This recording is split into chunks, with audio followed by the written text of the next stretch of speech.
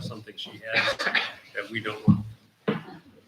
Yeah, and the town Ulysses is represented tonight and is holding this as a special town board meeting. We have our Councilman Boggs, Goldman, and Caitlin Olson, our new representative, will be joining us. So we call this meeting to order for the town of Ulysses as well. And I don't know if you're needing meetings? Well, we're not, what I have is a committee, a public safety committee. Uh-huh. Mike's on it. Jessica, I invited her to come, but she was unable to attend tonight. There's three of us on our public safety committee. So we don't have to have an official meeting. It's just, that's our committee. So Okay. that's how the town of Hector does it. That's Mike Bergen, and I'm Mike for whoever doesn't know me. And yeah, I didn't introduce myself. I'm Nancy Zahler.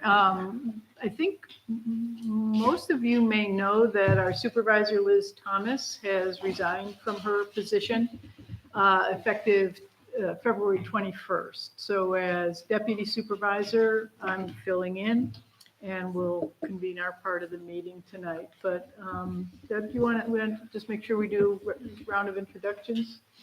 Deb Donkey, town clerk, deputy supervisor. I'm Mike Reynolds, I'm the town code supervisor. Deb and I sit on the fire and EMS committee. Ronnie Chutney is on as well, but so the two of us are here for that. We still have our meeting. in We got a board meeting at 7:00. Okay. Oh, okay. So we'll be prompt. Yes, we'll keep going this way with some. Matt Taylor, I'm the deputy fire chief, Trumansburg Fire Department. I'll be chief as of April 1st. So that's pretty much public knowledge at this point. So a smiling face that you will see after that date. So. Michael Boggs, town of Ulysses. Ben Darfler, Village Trumansburg. Chris Fox, EMS administrator for Morgan Wright, deputy clerk from the Tammy Morse, village clerk, village of Trumansburg. I'm Gordon Hart. I'm the mayor of the village of Trumansburg. I'm Vicky Bell, treasurer for the village. Ben Carver, village board. First Carlisle, Ulysses Town Clerk. Yay. Bringer of food. Oh, good. And Caitlin Olson, we got a seat for you here, Caitlin. We're just getting started, so grab a plate of food. Oh, I'm good, thank you right now, thanks. We just finished in the room introducing ourselves very briefly. For anyone, any new faces in the room? And, yeah. Yeah, I don't have anything specific. I know that Ben you received today something that Ben wants to go over. So I don't know if we wanted to have some time to kind of throw out any questions that might be burning a hole in our imagination, or if we wanted to start with what Ben has been working on for many months with respect to the fire side of how the budget is broken up for the purpose of billing the towns. Or I'd like to hold that just a minute because this has been something that we I consider it a new tradition. Normally, we just meet in September and have a fair amount of time pressure to look at a budget that is probably 98% fixed by the time we're looking at it.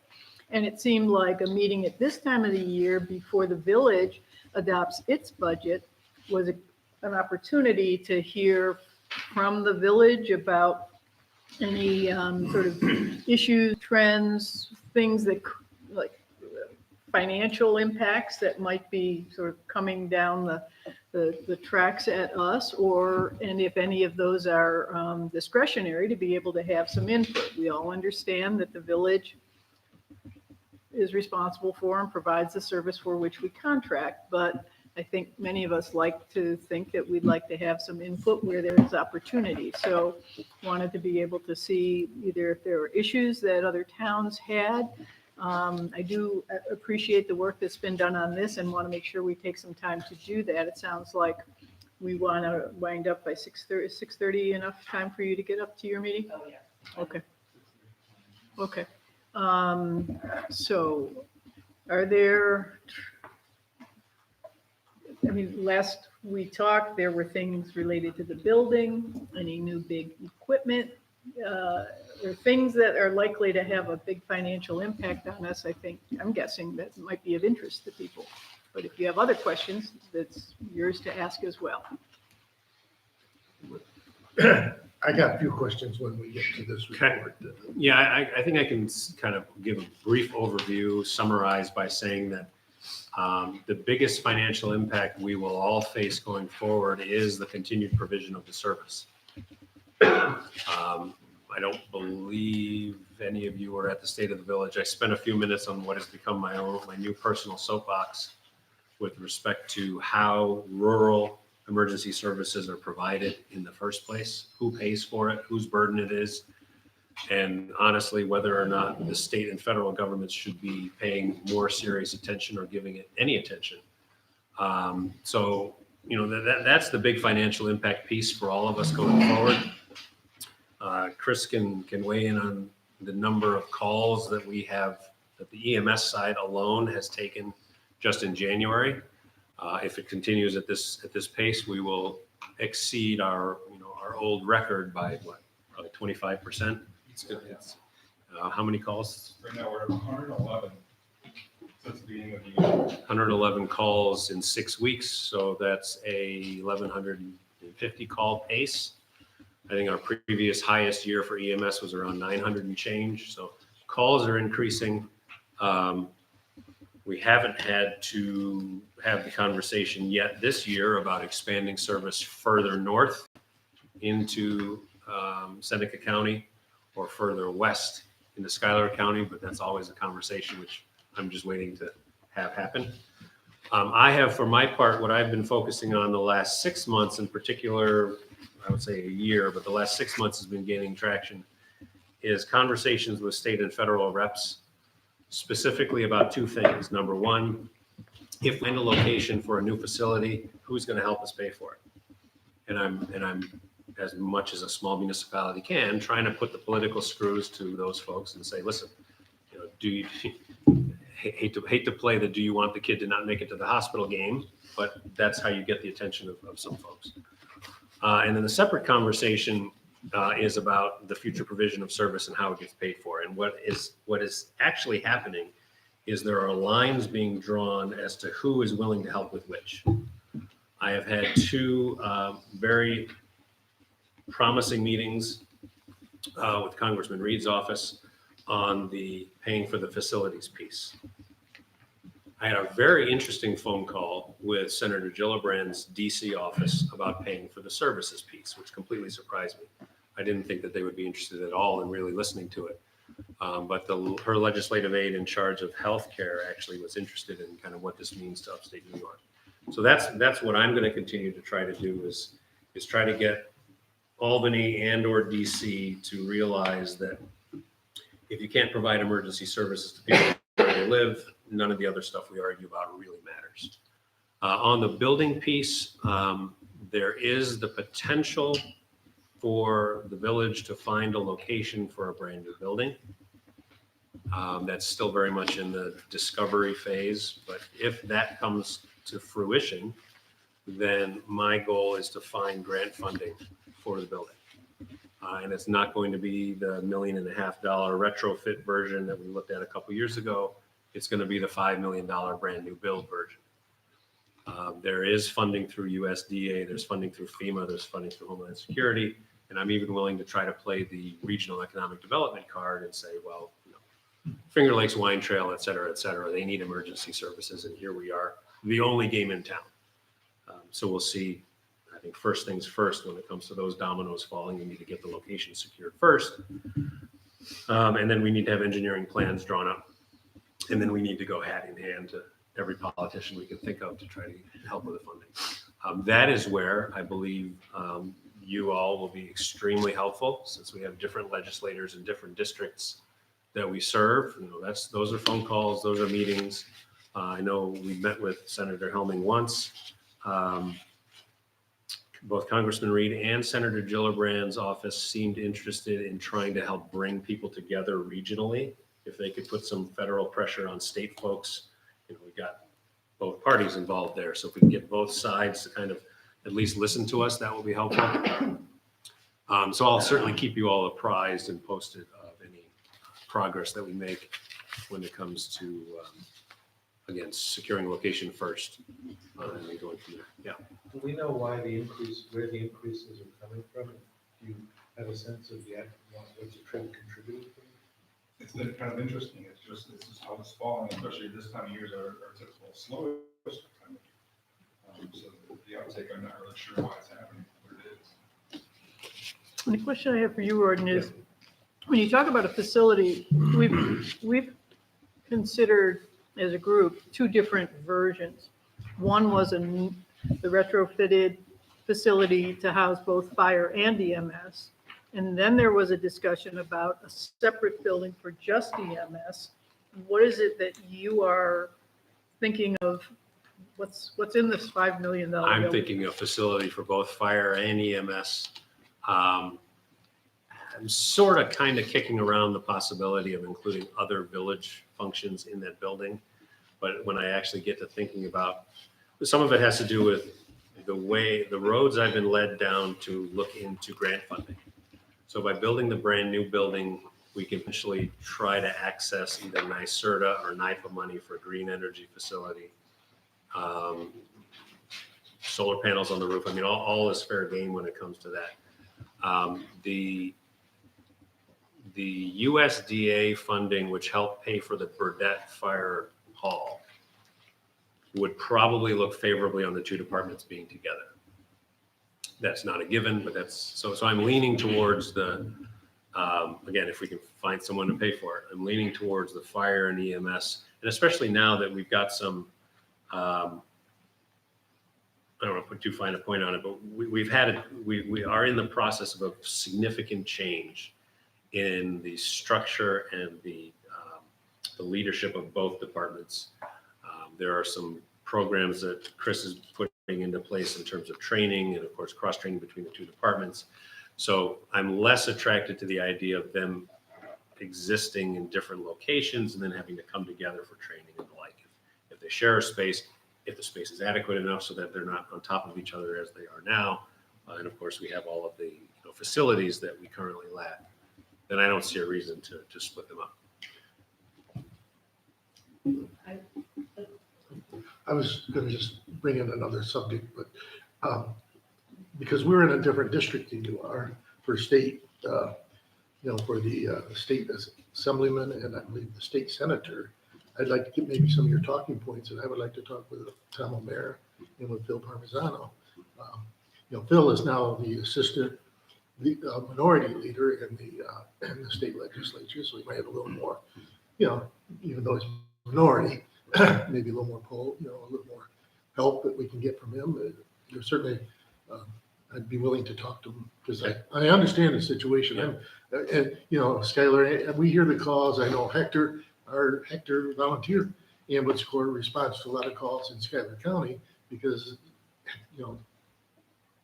the Schuyler County can't get a crew up because they're out already doing either a transport or on another call or something. So they're going out quite a bit. They go to Montour Falls. I think you ever even seen them called to Beaver Dam. Sure. So we're in Omar's district. We did have a conversation with him when he visited the fire hall last year. So he's somewhat in the loop. Reed's office did mention Palmisano as possibly being helpful. So if we can arrange that meeting, then I'll bring my dog and pony show and tell him It'd be great to talk to him. Why he should think what we want him to think. So the more the merrier. My question is more about what's going on right now. When we met with Chris, and thank you for coming over, we had a really nice chat, learned a lot. You had mentioned the possibility of having another rig going because of the busyness at this time of year. Have you had to do that? So what we're currently doing now, I'm in town, I'm in the village office, so now I take all the secondary calls all day long, all throughout the week, and that's worked out amazingly so far. I have a list of people that are in town. They can be a driver or paramedics or EMTs. They know that I'm here. First call goes out. I have a text group I send out to, and if we get another call, we've covered every call. How many secondary calls you've had? I was trying to think that I bet it's been 10 calls. It's been 10 1 or 2 a week. Are they mostly within the village, the Ulysses area? Or are they just, yeah, They've been in village halls when, well, actually, they've been everywhere. In both the Ulysses and the village, but it's usually when the first ring is out, far away, came down, and then we've been in Mecklenburg for a second call. So it's everything, because the calls have just been huge this year so far. and so Banks hasn't had to do the fly car or backup or anything? We had them one time, last Tuesday, when we had a really snowing accident out on the road. They got there before we could. Bangs really hasn't been up here very much in the last 2 or 3 years. We've been down there. Yeah, I've seen, I've seen us staging to back up Bangs probably 4 or 5 times this year already. yeah, I agree with that. Cool. Well, the other thing I've asked Chris to do, and in the interest of time, I won't go too much into it tonight. I've asked him to start documenting via email to me significant calls. And the 2 that he's documented so far this year were both situations where there's no question that the individual was delivered to the hospital alive and would not have been had it not been for their response time, simply because there was no one else within any kind of any distance where they would have gotten there in time. One was a heart attack, and the other one was no breathing, no pulse, and both were delivered to the hospital alive. So those are the kinds of, again, I don't necessarily love to play the game, but those are the kinds of stories that I think can help motivate larger checkbooks than ours to realize the seriousness of the situation rurally in general, and the fact that we have a department that works unlike a lot of other places. And if they want that to continue on their watch kind of approach, then they should put our money where their mouth is. So I have a couple of questions. Yeah. So what would help us is a report on the EMS calls. That we received calls from the fire department, but we had have had some what we call frequent flyers in Ulysses, and it would help us to be able to manage those. Spoke with Ben about that, and we'll definitely have that too. Yeah, so if we get those monthly, so that would help us, and if there's anything. The other one, I don't know, maybe to speak to Gordon about it is, and since you're new here, is be curious to see in 2020 if there's some containment on the overtime. I realize there was some personnel issues and stuff, so hopefully that will, bring things back under control a bit. And my soapbox that I'll always ask for is if we can have the reserves as a separate accounting, so we can see, what it is, if we're going to need to pony up more or pony up less. So I'd like to see that. And then as for facility, I've thrown this out before when Marty was mayor. Ulysses is pretty big. I would hope that you wouldn't just try to keep it within the confines of Trumansburg. There's on the Route 96 corridor, there's quite a few spaces there that could be, like Mecklenburg, there could be some elbow room. Sure. Spaces for trucks and if you're going to try to put the village in with it, I realize that would work, but yeah, I'd be interested in, our 2 municipalities, sure. Working together and something like that. What was the thing you mentioned before reserves? Just when we get the annual budget, the reserves No, are not, they don't have their separate account number on it. The topic before that. I think it's The report. Overtime. overtime. Yeah. So I had Tammy pull first half our first half fiscal year overtime much lower than last year's for this pace. February is the 3rd month of our 3rd quarter, so at the end of this month I'll have Q3 of our fiscal year, and I'm also keeping a close eye on the overtime. I think we will have it in much better shape than this time last year. On the reserves, unfortunately, that's not. I wish it was a good news, bad news. It's more of a bad news. I had actually come up with an idea for, much like the health consortium does, of kind of a pre-funded reserve account dedicated to the fire budget and then on a separate one dedicated to the EMS budget, where, and as I thought through it, I thought it was a good idea, but our auditor disagreed. Probably can't do it. The way I had envisioned it was that on a contract by contract basis. So if Hector doesn't want to bother, they don't have to, but if Ulysses wants kind of this reserve account, so that money in, money out year over year, if we run short, then Ulysses' percentage of our shortfall would be pulled out of this pre-funded reserve, and then if we have a surplus, then Ulysses' percentage would go in there. Our auditor, it wasn't a gray area. The auditor said that we may only maintain, the village may only maintain reserve accounts for our own property tax mitigation or for capital projects or capital expenditures. So we're not allowed to maintain basically contractual reserve accounts for that type of purpose. So we're basically, we'll just have to continue to look at it year by year and see what makes sense. As I presented last fall, if you kind of look at a 10-year time horizon where there was surplus, huge shortfall, it actually does come out of the wash. Actually, I think the village is still a little bit short. But if we want to kind of take a more year by year look, we certainly can. But the reserve account route isn't gonna work. Just to touch briefly on overtime though, if you're, it's one of the interesting things, as Nancy points out, the budget when we meet is 98% fixed or thereabouts. Or more, I would say. Go ahead. Well, we aim for 100%, but obviously time happens and things happen. And one of those things this year is that Chris is here now. As much as we tried to project accurately, you will see a bump up in personnel costs between when we met and our budget this year. So what you'll see in our budget, if you were to flip through this,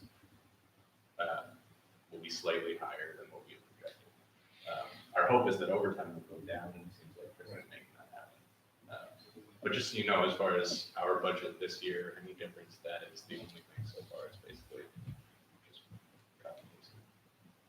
But Chris is getting paid for his administrative pay. So he's not getting paid for a paramedic, let's say. So we could see still. It may be, we haven't actually, so this is our first budget here, or our first budget meeting, so we haven't gone through it with a fine I'm tooth just comb yet, saying but it that may as long as offset he's because covering. his salary will be missing as an OT. So it will be pretty close, but. Anything else on EMS before we get to? I just want to make sure everybody knows that I'm receiving now, the monies are coming to the town of Hector now for the calls. And I'm also paying the service charges for the calls. Too, because of, once we got that Medicare number, it had to be that way. Couldn't be any other way. So, We're still struggling. I don't know, every time we do it, they said you do this wrong, send it back. Well, we got Medicaid or Medicare. We Yeah, haven't done Medicaid yet. I don't know, every time we check the mail there, we did something else wrong. once you get it, you'll start getting all these reports. We're getting For close. FedEx. And is that because they have their own certificate of need and we're under yours, so you are managing that side of things? Correct. For us? Okay, just to clarify. they- for our- Yeah, because the only reason it used to be that way, but the reason this happened was we were forced to get a Medicare number. Right. The state came in and said, you gotta have when we renewed our application, our ambulance thing, they said, you gotta have a Medicare number. So I had to go get that. Once I got that forced the money, now Medicare will only pay the town of Hector. They won't pay the village of Trumansburg. So now we got to take over we get the revenues, all the revenues, the runs, and then we pay them for that. And hopefully you guys are getting the full reports, because I get just the reports for our, what they run in our community and stuff. Hopefully that's included in your reports. I don't know if it is anymore or not. We'll have to, From FedEx. we'll have to compare. Yeah. Because they didn't have to create an ambulance district like we did. They didn't have to become an ambulance corps. Yeah. Because you're an ambulance corps, and just like we're an ambulance corps. They won't accept our bank account, that's the only thing wrong with ours. I heard they won't accept bank account. So is there in the near horizon, another community whose ambulance service is unlikely to be able to serve their community, where you are poised to expand? Because the concern we have is the more you expand further away, the less, the perception is, the less you are able to meet our local Ulysses needs. And so that's why I'm just trying to sort of see where you're headed on that. The answer is it depends on the day of the week. I mean, there are some days of the week when it sounds like South Seneca ambulance doesn't have staff. There are some days of the week when it sounds like Schuyler ambulance doesn't have staff. So, I know Lodi is in the market for an ambulance service. Yeah. So I think the answer is, and I have some maps which I'll forward to you, which Ben and I have been putting together. I had a rough map that I presented at State of the Village last week. The reality is that when you look at the geography of 110 square miles between Cayuga and Seneca Lake as the area that our EMS department covers, we are poised to expand because there's no one else around. So if on any given day, week, or month, either of those two ambulance companies can't provide coverage that day, or they shut their doors and they can't provide any more at all, then there's no one else to cover. Schuyler's the one that scares me the most. I mean, if you go to the north, eventually you run into North Seneca or Lyons or someone else. Schuyler ambulance scares me because, I think it may have been you, Alvin, that told me about that call at Cargill a couple of years ago, middle of the day, heart attack in Cargill, one of the employees, and for some reason, they never toned over to Tompkins County, but they waited 45 minutes and got an ambulance out of West Elmira. So if Schuyler County has to start to figure out who's going to do some coverage, we're a lot closer than West Elmira. I was gonna say, yeah, because you could divide a little bit, but Penn Yan's not too far off, but they didn't or take even that call that day. if you're So, up in Monterey, North Corningham, Right. you could, but it would be difficult. It gets because pretty you're talking sketchy quite pretty a- quickly. Yeah, on the other side of Seneca Lake, areas getting pretty, Not that I'm calling Schuyler County sketchy, by any means. but the likelihood of Trumansburg would be more like, if it ever happened, would be like from just about in our town, like from Burdette or right down to the village of Watkins Glen or something. Yeah. Watkins is an issue.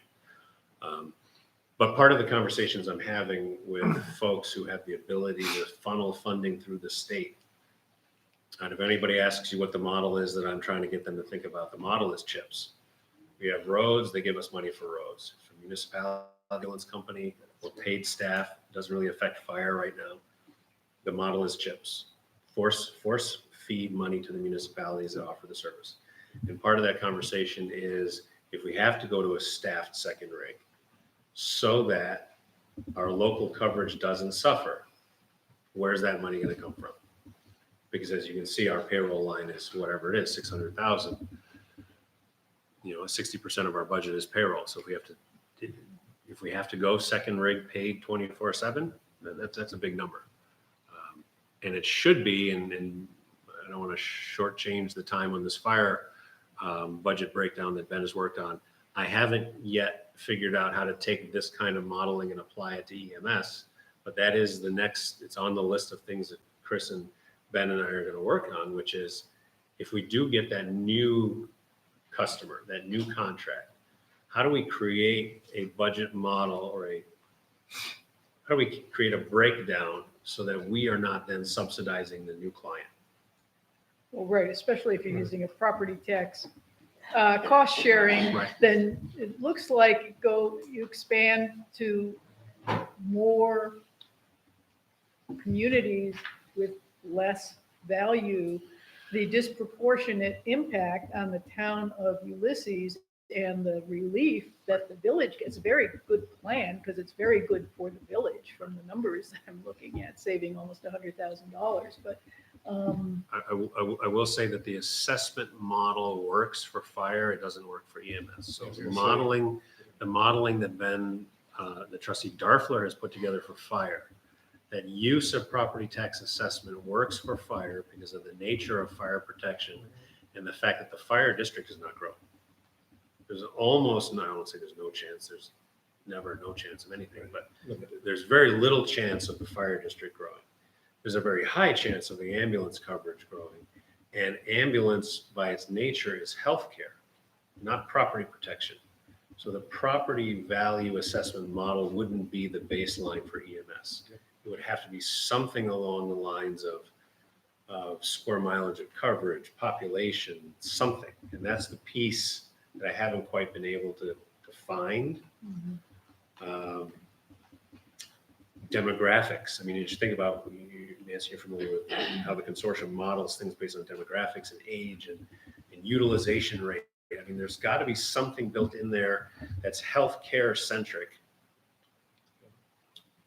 So don't think that the fire model becomes the EMS model. They're two different animals. And part of the issue that I'm finding, and I don't want to belabor this, but part of the issue I'm finding with representatives who are not overly familiar with this topic is they all think of ambulance and fire together, because rurally, most ambulance companies evolved out of a fire company. And I'm trying to get them to understand that this is healthcare. EMS is as much healthcare as the emergency room visit, as the primary care doc, as the specialist. And it really has nothing to do with fire except for the fact that they share a building in most communities. And so that would be the basis for any type of new model. And so if anyone has insights, especially retired ER nurse managers, if they have any insight into what that piece might be, then I'd be interested in hearing it. Do you feel an obligation that if somebody comes and says, we need your services, that you must do it, or is it a financial evaluation?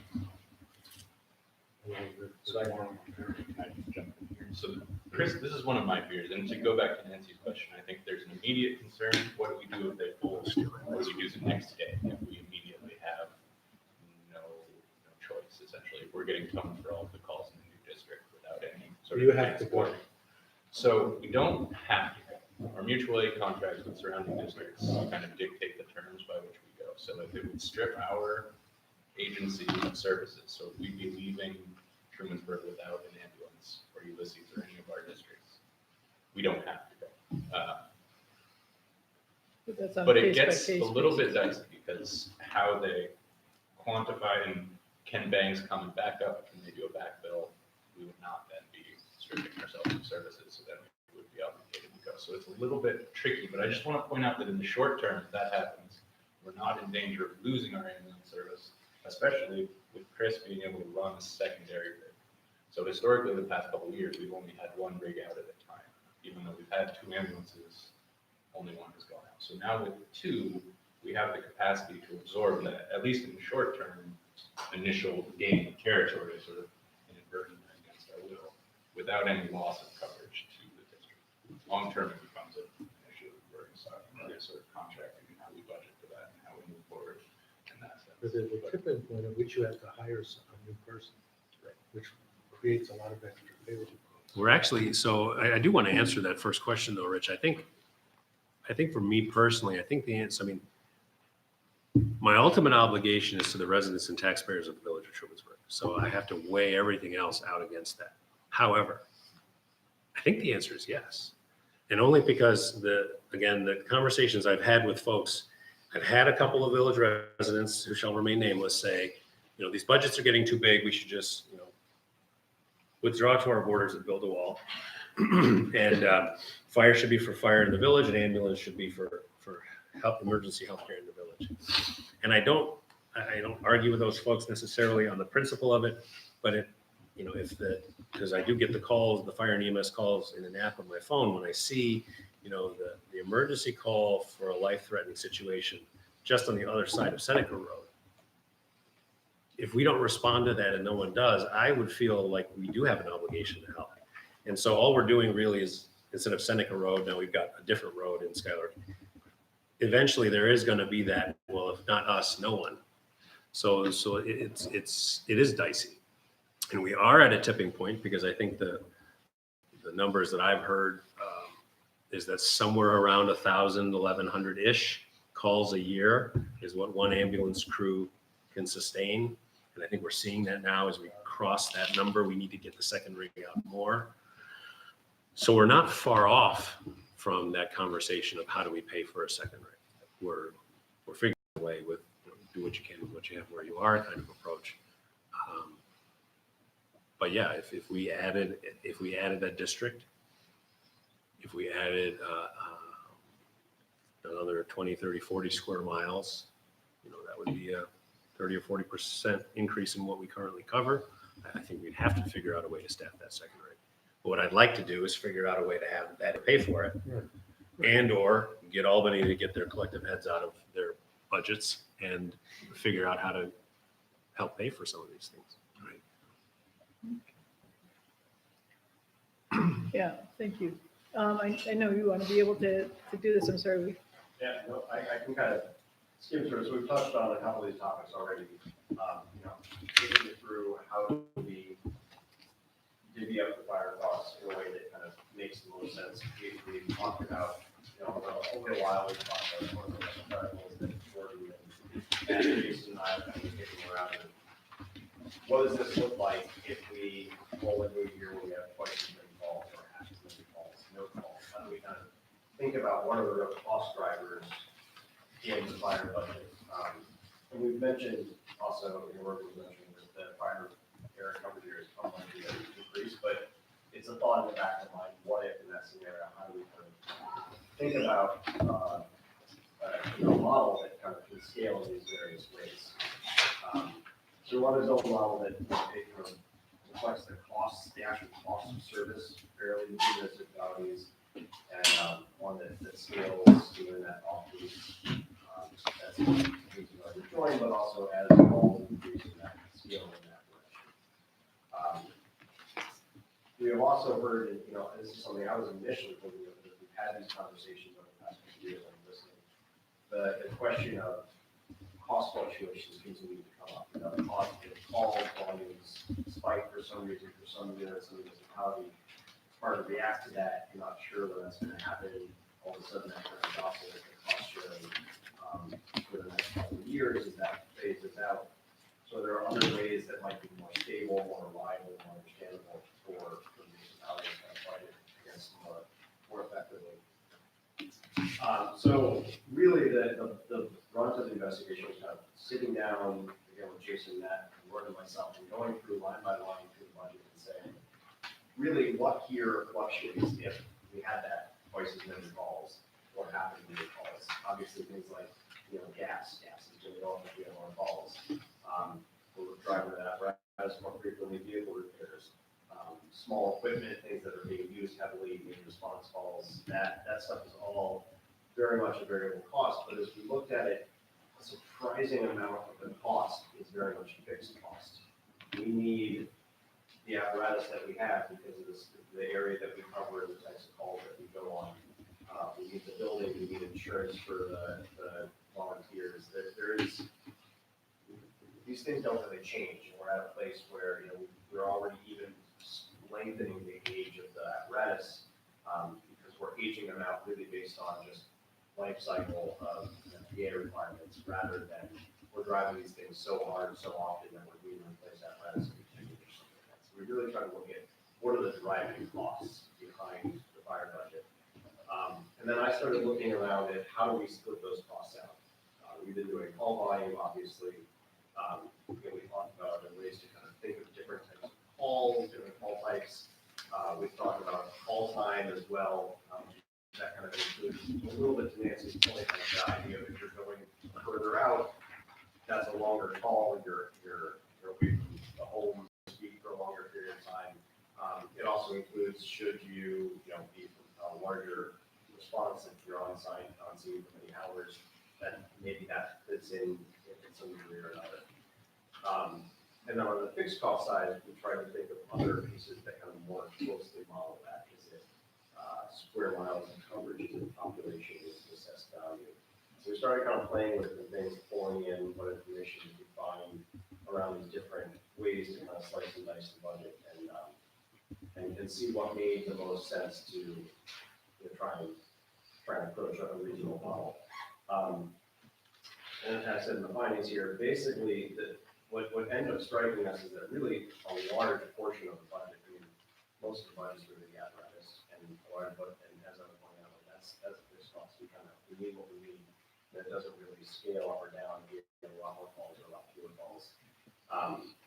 So we started looking at how do we apportion the fixed costs, and I've been doing a lot of internet research. I actually have a really wonderful document that I'm unable to find forward on. Maybe keep looking and see if I can find that, a kind of a study of all the various ways to split things out. We were talking kind of the theoretical side of things, as Morgan was saying, like fire is really a protection of property. And so that's the assessment piece kind of floating up. I reached out to the city and town of Ithaca and understood how they split up their costs. That's purely on an assessment basis. So we started kind of having different conversations, looking at it from different angles. The looking at it from an assessment perspective started to kind of make a lot of sense. I pointed out a couple of the other issues we had with some of the other variables, like the square area. It's hard to say that the square area of lakefront property versus village property versus, farm field property is really apples to apples. That doesn't quite make too much sense. Population is kind of interesting, but I think the vertical part that makes more sense when you're talking about something like protecting people potentially more on the healthcare side possibly. It's also a little harder to get really fluid up to the data on population, whereas assessment value, that data is pretty easy to come by in a way that's understandable to everybody.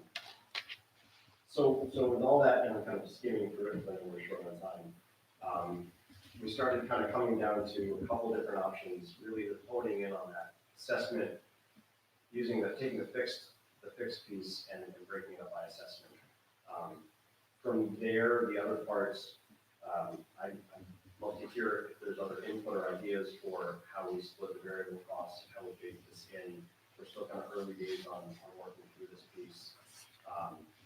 But I've pulled enough information at this point to have some of those scenarios in here. If we just split it by calls, if we split it by call time, we finally took a lot longer than we wanted to, figured out how to pull that call time information out of our records. Or maybe we kind of simplify the whole model and say, let's just go with assessment of the town and city. There's some opportunities and ideas we can kind of talk through there. And then obviously we need to phase this in. It's going to be a change if we want to be able to adjust slowly over time. So thinking about how we want to phase that over 3 years, 5 years. So that's kind of where we're at right now. But like I said, I hope to kind of get feedback, ideas, hear where everyone's heads at, and we can keep working on it. Is the first question, the problem, I like the assessment model, but the problem is everybody assessed the same? Because each one's got a different, assessor, but the question is everybody 100%, is everybody at 100% assessed value? The town and the village. Ulysses and Covert are. Because we are too, but, yeah. But, because I looked at some of these numbers, well, their significant raises would be to us. I mean, if we're more than Covert, we're close to it. I'm not sure. I'm not sure where that number is coming from. Yeah. I can tell you how I came to it, and then, as I mentioned in the email thread, these are still early numbers, certainly, and I wouldn't want to budget tomorrow and say we're set in stone. So I went to the Tompkins County GIS department. They have the GIS boundaries of the fire districts, and they were able to pull assessment value data from the surrounding counties and put that all together and give you a number. But that was a one in time. I'd be glad to give you what your district's, what the assessed value is, because I get that every year. Right, so I think going forward, we would want to actually probably convert that and have you all kind of give us that information closer to it. When I looked at the pure assessment-based budget, I mean, we currently pay for fire 17,000, and you got me around 87,000. Which would be, right. I'd hate to see what the tax rate would be on those people that live in your fire district. I really would. I guess the reverse question is, how did Hector get away with such a low assessment for so long? Call on. Yeah, right. Because it's called. And I think part of the reason why, Ben was interested in pursuing this, but one of the reasons why I encouraged him to do it is the call volume model. You got to remember, and this is no criticism of the way it evolved, but the call volume model evolved out of a fire company built in the 50s. And so when you had 50 calls and you had to split it up some way. Well, we'll split it up by where we go. But that's not a reality anymore. But the call model doesn't include distance. It doesn't include anything. You look at distance. Yeah, so that is one of the options here, is the fixed by assessment, but variable by hours. It wasn't distance, we did hours instead, because that includes both the distance drive as well as the time on site. And the two of those kind of come together in one cohesive number that I think captures a little more nuance than just the drive time. I don't even know. We could look at these out drive time. We don't track. It's just time of initial call to the time. Ambulance tracks mileage. But I'd be curious, because I can't envision that small little district comes even close to the town of Coverts. I can't envision It's that. entirely possible. I mean, That's what I'm saying, like, I think it's good to try and tease apart the theory of the idea, and then. I like the theory. If I got the numbers wrong, then we can fix the numbers. Well, Yeah. But the theory, if in fact Hector is not using the services as much as everybody else, why should they? The assessment model doesn't take into account usage. Right, so, So the idea is that usage is actually a very small driver of the actual cost. I would agree with you there. Right, so we had the kind of, the scenarios we were playing with, is what if we have a month where there's no cost? Well, there's still a lot of costs, where the costs, we still gotta pay the police payments, we still gotta pay the, building to keep the lights on, we still gotta pay insurance for the fire. Right, sure. All that kind of stuff, so we took that budget, split it up, saying which one of these things would zero out if we didn't have any calls this month, and which one would stay basically the same, and broke it down that way. And at the end of the day, what's variable is about 15% of the budget, and what's fixed is about 85%. So we would flex that variable part based on call hours, number of calls. We can have a discussion on where that goes. And the side would be split up by the assessment. I think it was, I'm gonna start calling him Chief Taylor. It's kind of a thought experiment. When we started talking about this, he said, what if we had the mythical year where there were 0 calls? Our fire budget would actually be exactly the same, minus fuel. And so essentially to stage a fire department, because fortunately we don't have paid staff. So to stage a fire department ready to respond costs X. With every conceivable piece of equipment. With every conceivable piece of equipment as needed by the various areas that we cover. How do we break that out? Speaking of conceivable pieces of equipment, lake properties need a boat. They just simply do. And the fire company's been using a boat owned by one of the fire company members. So if we buy the boat, and Matt's been pricing out some numbers, they're not exorbitantly expensive, get a reasonably priced boat equipped to, put water on a lake house for $60,000, $70,000, $80,000. We're gonna have a lot of angry village residents that the village is helping to pay for, et cetera. So how do we, So that should be factored in as a lake cost. there's gotta be a way to build that in It's somehow. not to say that the village people don't have a boat on the lake. True enough. I mean, all these services are for all of us, right? I mean, I could argue that, the ambulance has never come and picked me up. Right. Why would I pay for it, right? But it's that one time, you gotta come get my mother or me or something. We all need, I think, so I don't really like the Altruistically, marginal cost Yeah. of it is so small that I think it's inconsequential. I think it's something that we all need to pay for, take care of each other. and so once we interject that into the conversation, how do we break?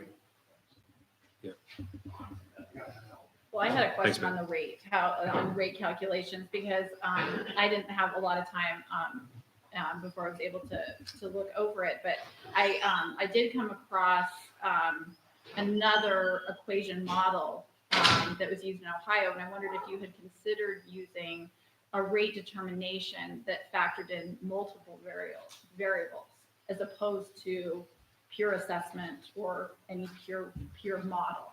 So because I found an Ohio one, and it seems it's a similar type of situation. They were trying to determine how much various municipalities should contribute.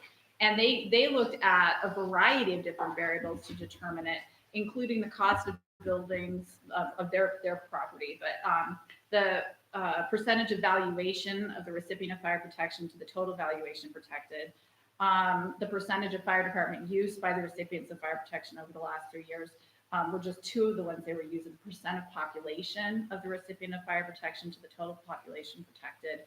And so have we considered a model that would use different variables to come to a solution? Yeah, so the models that, some of the various models, and we can continue to work with different ones here, are a split of assessment value and then call or hours of service. We didn't look at the population in depth, though we kind of considered it. We could go back and look at that. My concern is it might be pretty difficult to pull exactly that, where the fire districts don't quite cover all the same areas that the census might, but we could certainly look at it. But I think the idea was to try and find a sweet spot between a calculation that's difficult to pull all the pieces together and maybe understand across the municipalities, with one that accurately represents the actual. We ended up with 2 to 3 variables, and I'm happy to continue having the conversation here.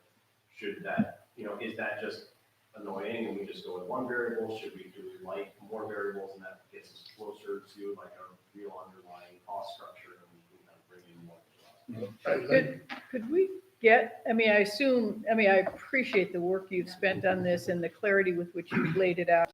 I assume there is a far more complicated spreadsheet from which you aggregated up to give us something simple, but I find myself craving for our district, what is our current cost, sort of what's our, if you did it by percentage share of assessed value or raw dollars, I'm not sure which, and then divided by something, and to be able to see what's in those cells and formulas would be helpful, if you're willing to share that.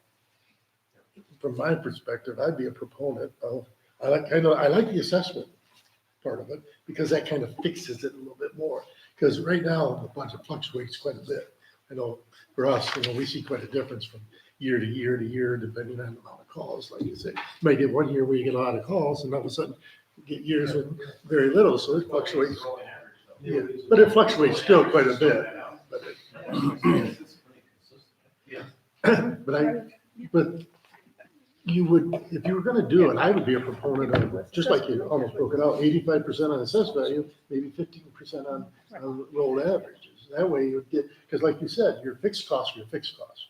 You're always gonna have to pay that, whether you don't have a call or whether you have a lot of calls.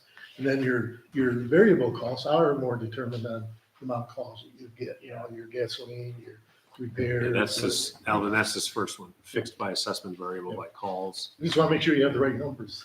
Yes, that's obviously the aspect. I guess I need to know what the bottom line is on this. I know that we're reviewing this. Are you going to pick one and then go impose it on us? We are still in the investigative stage. Okay. I think any which way you slice it, if we move to anything other than call volume, Hector's got some budgeting to do. Yeah. Because and I've seen the spreadsheet and kind of how it breaks down, because it's math, right? So anytime you have a statistical number that's large enough, you start to trend towards some type of normalcy. So the fact is that there are enough calls in Ulysses and Covert, so you're not far off changing kind of the methodology. 10,000 here, 15,000 there. If you have a very low sample size, a very low call volume in a particular area, it could be right, it could be way off. And I think I remember meetings a decade ago when Alvin was saying, "Boy, we're getting a really good deal." Hector's been getting a really good deal for a really long time. And I've got a 20-year track. I've got a 20-year record of all the increases for the different fire departments in Trumansburg, along with Odessa, has very little increase from 20 years ago. Now, why? That's just the way it works out. But boy, don't do it all in 1 year. So I think the answer is we, the village, want to move towards something that is actually more accurate. How we do that is subject to input, and whatever we decide, and if there's a disagreement and two municipalities want it one way and another one wants, yes, we have to make the decision. But we would like some kind of input and consensus as to which way to move. And then we're gonna need some input as to how long we need to phase that in, 5 years, something like that. So this is just the beginning phase, Yes. actually, and It's so it's then worth the pointing out, rest we're, of us. we're new to this too. Ben's But been around a long time I for think the this. question is, will the budget that we look at this September be based on something you've fixed and then we're living with it? I think unlikely. Okay, I just want to, I mean, I think that's Yeah, part of what you're. so part of what I'm saying, but the other part that, what I wanted to ask you, Ben, is that, you know, if you need us as different towns and municipalities to give you more information, you know, to broaden this, we're happy to do that. And is this what volunteer fire departments are going to as far as contracting with towns and villages? And I mean, Caitlin, you just said that you got something from Ohio that's doing similar things, right? Although I think it's probably, it makes sense just from a pure market standpoint. Right, so, but my question is that, I think we're still, again, just like the map of the area, we're pretty unique in how we structured this. I'm not familiar with very many places, but I'm familiar with a couple of town fire companies in the Rochester area that contract with surrounding municipalities. And some of this actually comes from Brad Pinsky, and they just set a number. They just set a number. They don't use a model. The whole shared modeling thing doesn't exist in most of New York State. Most of New York State is, we want to, you know, if one municipality owns a department, they will say, we don't want our taxpayers to shoulder any of the burden, so we're gonna charge you this and you this and you this. And if you want fire protection, here's your bill. yeah. That's, That is most of New York State. So we're actually unique in that. I mean, But I would say, please. Enjoy your meeting. If you guys have like ideas, other variables we should be looking at, other ways to think about this, please. Use the list that you Now guys that I put have together. that, it wouldn't hurt to have a sit down, maybe with, maybe not such a large group, but a couple, you know, from each town and a yeah, like we representative. did with EMS. Yeah, and talk a little bit more about it. I mean, I'm advocate. You know, like I said, I kind of like the call and the assessed value the best, but, because Why don't we have you get Ben your assessment numbers for the Yep. district? just So to we make can sure, double check them make out. sure you got the right number, because I'm wondering. Yeah, no, please, and if anyone else wants to, you know, I'm happy. And if they are the right numbers, then that's a big ticket. That would be a So big, the next that would step be would a significant. The next step would be for you to let us know how many years do you need to phase that in over, so you don't Let's see, get, when do I so you don't get run out of town. town. Kidding, but it's an important subject. But I think that's a better model. The reason I say that is if you use population, fire calls are not based on population. Right. Fire calls are based upon buildings, the buildings in there, the land you have, if you have a brush fire, that's where fire calls come. That's why, you know, ambulance and fire is so much different. Well, you can put, there are models where you can use buildings, the number of Yeah, buildings. number of buildings. Yes. That would be, you know, appropriate. And I imagine there's probably for land also, there might be a model that you can use to incorporate. Because that'd be the more, you know, that would be, give you a little more accurate. And that's what the assessed value is essentially based on, you know, to a Depends degree. on how you're using the land though, you know? Yeah, if it's vacant or if it's, you know, forest, Whether that's a farm or, you know, the exempt higher one option. is farmlands, no doubt about it. 99% of the calls are buildings or houses. Yeah, Yeah, we thought about, I mean, I think I found the same article. Probably, report. If you were Googling also. Right, so like the buildings is another one, but again, I was, what I was looking for was trying to simplify. Yeah. Trying to get something that, you know, 2-3 different numbers that came together to give a pretty good overview, without getting too in the weeds. That could be the wrong approach if a lot, you know, the rest of, you know, the room here really wants to go a little more deeply, a little more kind of slice and dice it, and I'm happy to see if we can pull those numbers and kind of do it. like to make it fair, I guess, you know, really what you're out is it fair for the taxpayer? Because that's really what we're trying to do. What is the best model for the taxpayers? I'm updating variables in my EMS modeling. There's too many variables. Yeah, that's much more complicated.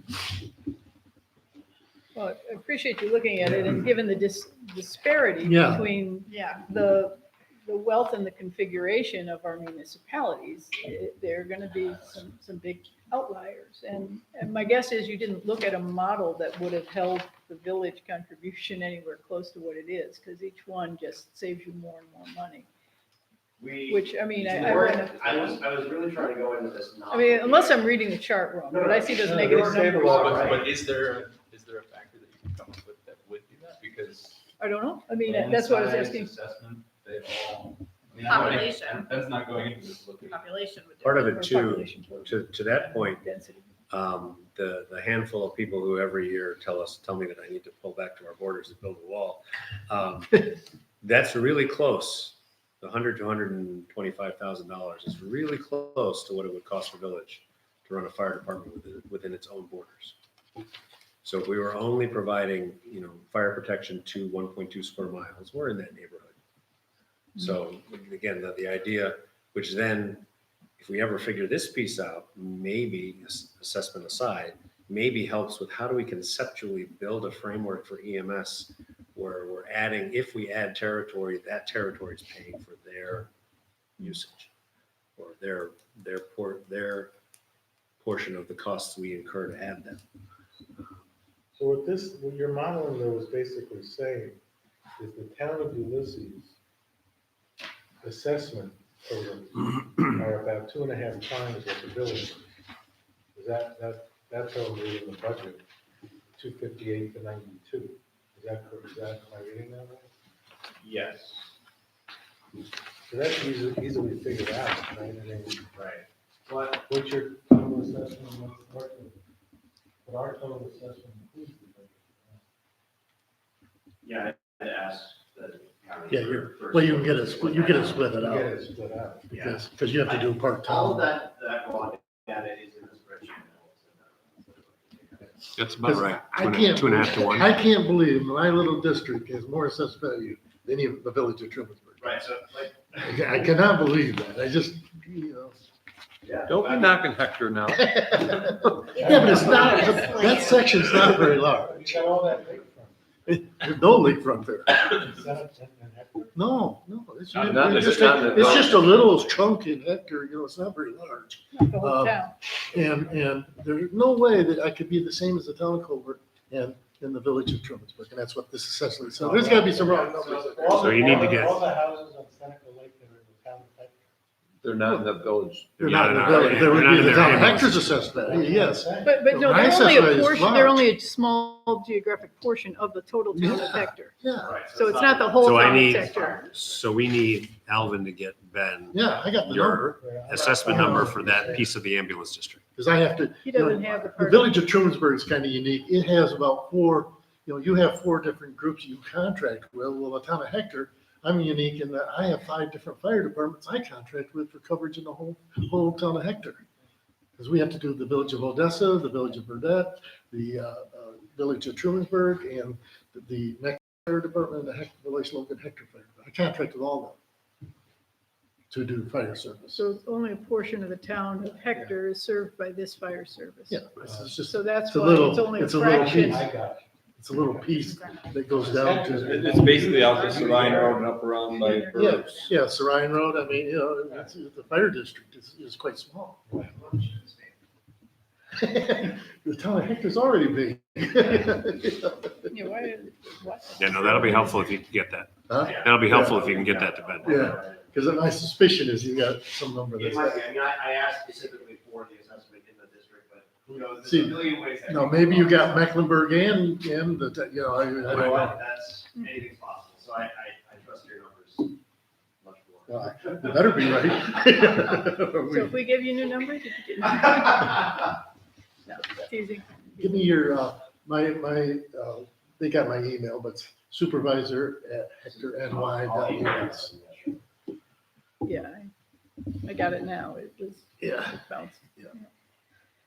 But I mean, I certainly appreciate the effort Yeah, to we try do. to look at, to turn this multi-headed beast, lots of directions to see what the alternatives are. And I think we're going to need a little time to take this in. We want to be able to look at it as well. And I think having another meeting before there's a decision would be Mhm. appreciated Sure. and But I think it's a helpful. good idea to have a committee. Mhm. We don't need to convene the whole group. Right.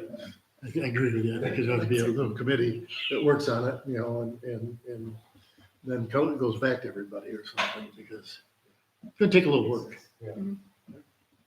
But we'd be I glad think to the first support step is your assessment numbers. Yeah. We're not As soon moving as he forward gets- until we get your As assessment. soon as he sends me the email, contact me. Or I could send it to Tammy or, I'm always here for you, Alvin. I know you're always All here. right. Except Friday afternoons. Okay.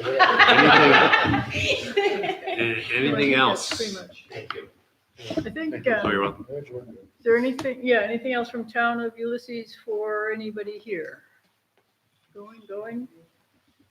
Thank you very much for, Oh, you're welcome. Thank you. for the work and for sharing the updates. We do appreciate them. Thanks for dinner. Thank you Oh, for arranging sure. everything. Yeah, thank you. And so we Motion will, to adjourn? yes, I think Caitlin made it and I did. Rich seconded. So we're good at It's got to be, what, 6:41. 7? Thank you, Yes. Carissa.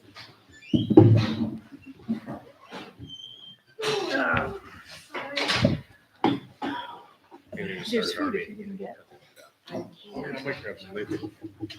It's good to do the fire first before the ambulance. I do have to